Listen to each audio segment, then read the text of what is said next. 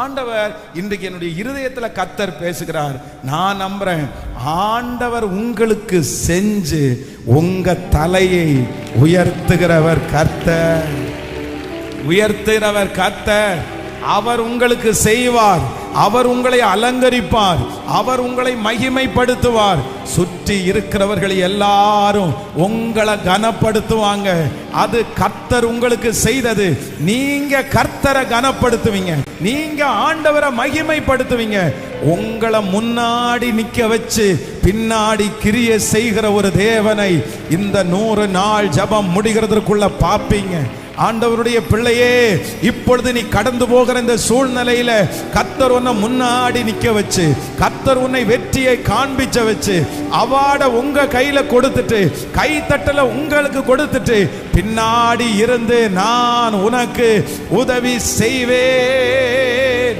நம்புறவங்க கைகளை தட்டி அந்த அற்புதத்தின் கரத்தை, நல்ல கைகள், நான் பார்க்க போறேன், பார்க்க போறேன், பார்க்க போறேன்.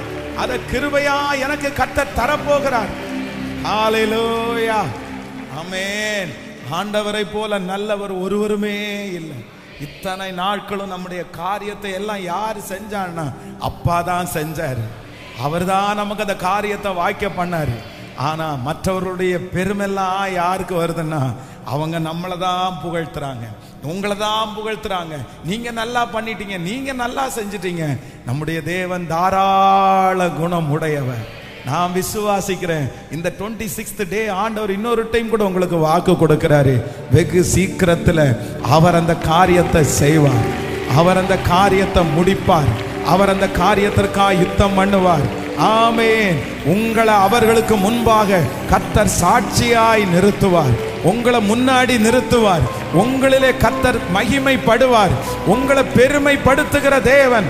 அதைத்தான் கர்த்தர் வாக்கு கொடுக்கிறார். நான் உன் பேரை பெருமைப்படுத்துவேன், உன் பேரை பெருமைப்படுத்துவேன்.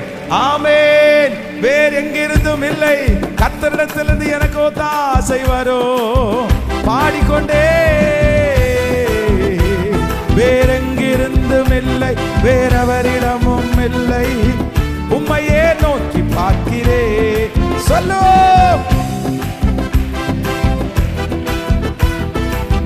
உம்மையே நோக்கி பார்க்கிறேன் விசுவாசத்தோடு. வேற எங்கிருந்தும் இல்லை, வேறவரி